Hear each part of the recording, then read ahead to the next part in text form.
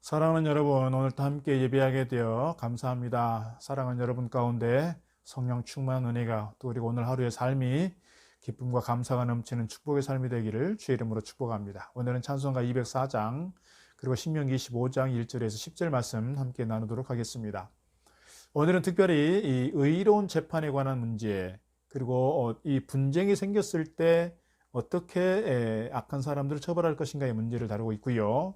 또 하나의 중요한 주제는 계대 결혼의 의무에 대해서 말씀해 주고 있습니다. 1절 3절 말씀 보게 되면 사람들 사이에 시비가 생겨서 분쟁이 생겨서 재판을 청하게 되면 재판장은 그들을 재판하여 의인은 의롭다 하고 악인은 악하다 한다 이거예요. 그리고 악인에게 태형이 합당하면 태형을 처벌을 해야 되겠다 생각하면 재판장은 그를 엎드리게 하고 그 앞에서 그의 죄를 따라 죄의 경중을 따라 그 태형의 수를 정하는 겁니다.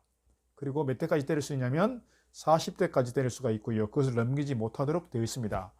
그것을 넘겨서 매를 지나치게 때리면 사람들이 너희를 경히 여길 것이다 이렇게 말씀하고 있습니다. 이스라엘 공동체 내에서 사실은 분쟁이 없으면 얼마나 좋겠습니까마는 그들 가운데서도 분쟁이 생기게 되고 시비가 생기게 됐을 때 재판장에게 재판을 청하게 된다는 얘기는 뭐냐면 사적인 몇몇 사람에 의해서 사적인 보복을 하는 것이 아니라 사적으로 문제를 해결하는 것이 아니라 공적인 재판의 과정을 통해서 공식적으로 이 일들을 처리해 가도록 하겠다는 거예요. 그래서 재판장이 이것을 처리하는데요. 시시비비를 가리는 겁니다. 솔로몬이 시시비비를 가렸던 것처럼 재판장이 시시비비를 가려서 의인은 의롭다 하고 악한 사람은 악인은 악하다라고 하면서 악한 사람에 대해서 이제 태형을 치르게 되는데 앞서 말씀드린 것처럼 40대까지 되도록 되어 있습니다. 오늘 또 우리가 교회 공동체 안에서 거룩한 교회 공동체를 얘기하지만 교회 공동체 안에 있어도 사실은 많은 교회가 사실은 분쟁이 있고 어려움이 있고 그렇습니다. 사람이 모이는 집단이고요. 그리고 사람들이 다 거룩한 성인들의 모임들이 아니라 다 어떻게 보면 약한 모습들을 가지고 그대로 모이기 때문에 사람들이 또 자기중심적으로 생각하다 보면 왜곡할 수 있고 오해할 수 있고 또 자기 어떤 이권이 생기게 되면 그런 관계 속에서 분쟁이 생길 수밖에 없다는 거예요. 그럴 때 공식적인 절차를 통해서 해야 된다. 당회 또는 노회 그리고 더 나아가서는 총회라고 하는 그러한 재판의 과정이 또 있게 되는 것이죠. 오늘 말씀 보게 되면 태형을 때릴 때 40대까지만 때리라고 그랬습니다. 40대까지 때리는 이유는 그 넘어가면 사람이 장애를 입을 수도 있고 평생 불구로 살아갈 수 있다고 하는 측면에서 그렇습니다. 그래서 칼빈은 이렇게 말하고 있습니다. 너무 심한 매질을 할 경우 그를 불구자로 만들기 쉽고 그럴 경우에 그는 평생의 조롱거리가 된다는 점에서 40을 넘기지는 말자 그랬습니다. 사도 바울도 복음을 전하다가 붙잡혀서 유대인들에게 40에 하나 감한 다시 말씀드리면 39대씩 매를 여러 번 맞았다는 거예요. 그것은 유대인들이 그만큼 감정적으로 악해져 있는 상황에서 사도 바울에 대해서 그렇게 최고의 어떤 형을 가했다 이렇게 말씀드릴 수가 있겠습니다. 여기서 두 가지 말씀드리고 싶은 것은요. 오늘 태형을 받는 거 악한 사람이라 할지라도 그 또한 이스라엘의 공동체라고 하는 것, 이스라엘의 형제라고 하는 것을 얘기하고 있는 것이고요. 그리고 그가 비록 악한 사람이어서 태형을 받지만 그 또한 인간적으로 존엄성을 가지고 있다고 하는 것, 그리고 그가 요즘 우리말로 말하면 인권, 이 범죄인들의 인권에 대해서도 얘기하고 있다 이렇게 말씀드릴 수가 있겠습니다. 그렇게 40을 넘겼을 경우에는 사람들이 뭐라고 얘기하냐? 경히 여긴다 그랬습니다. 경히 여긴다는 말은 쉬운 말로 말하면 짐승처럼 여긴다 그 말입니다. 그만큼 재판하는 사람들이나 재판을 집행하는 사람들이 40을 넘도록 과도하게 하게 되면 평생 동안 잘못하면 이 사람이 탈이 날 수가 있고 장애를 가지고 살아갈 수 있다는 점에서 그렇게 과도하게 하지 않도록 하는 것을 우리 가르치고 있고요. 비록 악한 사람, 악한 짓을 했어도 그래도 그 공동체에 있는 형제요, 그 공동체를 건강하게 살려가야 될 책임이 있다는 점에서 그렇게 인정해주고 존중해준다는 거예요.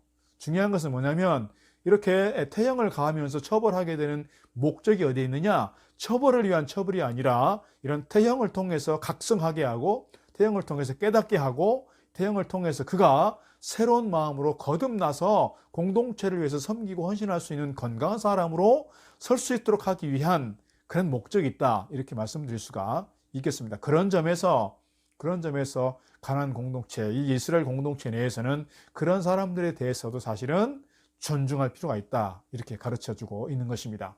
오늘 우리 공동체 안에서도 그렇습니다. 어떻게 보면 많은 사람들의 눈총을 받는 사람이 있고, 많은 사람들에게 이렇게 안 좋은 얘기 들을 수 있고, 많은 사람들에게 손가락질 당할 수 있지만, 그러나 그 또한 우리 교회 공동체의 회원이고 공동체의 일원이고 우리 공동체를 건강하게 세워가야 될 한 사람이라고 본다면, 그에 대한 존중감을 가지고 우리가 사랑의 마음으로, 긍휼히 여기는 마음으로 대할 필요가 있다, 우리가 생각해 봐야 할 것입니다. 5절로 10절 말씀 속에서는 계대 결혼에 대한 문제가 나오고 있습니다. 계대 결혼이라는 게 뭡니까? 한 부부가 이렇게 결혼을 했는데요, 이 아들이 장남이란 말입니다. 그런데 이 아내가 아이를 낳기 전에 장남이 죽었어요. 그러면 둘째 아들이 이 형수를 자기 아내로 맞아들여야 되는 겁니다. 그게 규례예요. 그러나 둘째 아들이 나 그렇게 못하겠습니다 라고 거절을 하면, 이 아내가, 형수가 장로들의 모임에 내놓는 거예요. 내놓으면 이제 이 장로들의 모임에서 이 둘째 아들을 데려다가 오게 해서 다시 권면하는 겁니다.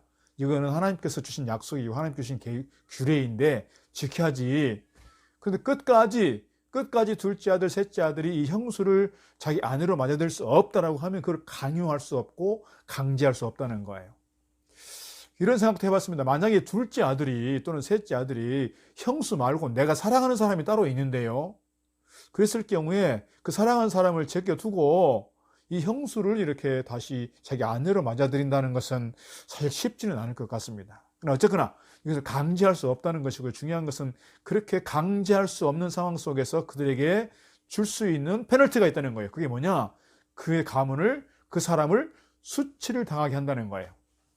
어떻게 하느냐? 형제 의무를 다하지 않는 그 사람을 어떻게 수치를 당하게 하느냐? 그의 발에서 신발을 벗기고요, 그의 얼굴에 침을 뱉고요, 그 형제의 집 세우기를 즐겨하지 아니하는 자에게는 이렇게 할 것이라 하면서 그의 이름을 신 벗기운 자의 집이라, 신발을 벗김 당한 자의 집이라, 이렇게 수치를 주는 겁니다. 많은 사람들이 모인 자리에서.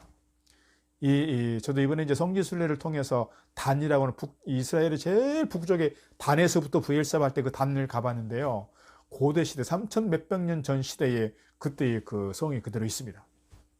성터가 있습니다. 근데 들어간 입구에 보면 이렇게 성주가 앉아있는, 쉽게 말하면 집화장 같은 사람이 앉아있는 자리가 있고요, 그 주변에 이렇게 장로들이 여럿이 모여서 재판을 하고 회의를 할 수 있는 그런 공간이 이렇게 따로 있는 걸 보게 됩니다. 그리고 옆으로 이렇게 지나서 안으로 들어가는 거죠.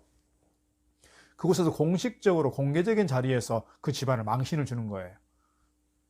어떻게 형수를 받아들일 수가 없으니 그렇게 되는 것이죠.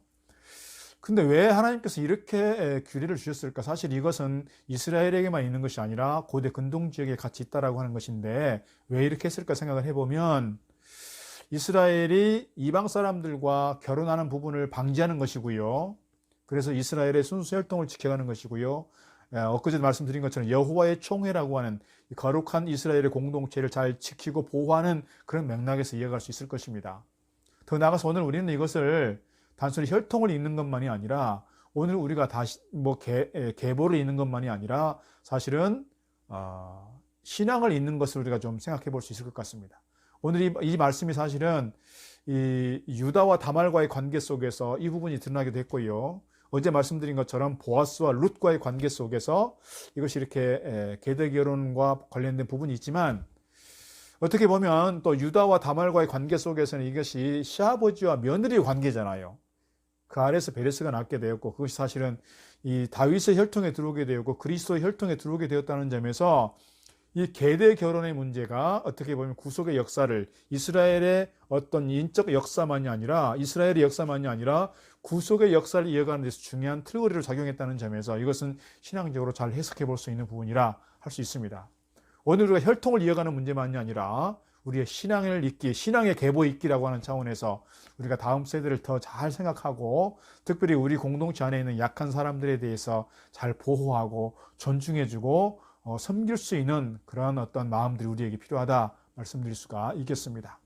하나님께서 오늘 우리를 언약 백성들 가운데서 번성케 하시고 형통케 하시고 우리 가운데 자자손손 좋은 믿음의 가문 이루어가기를 원하시는 것이라 믿습니다. 이 하나님의 뜻을 따라 오늘도 우리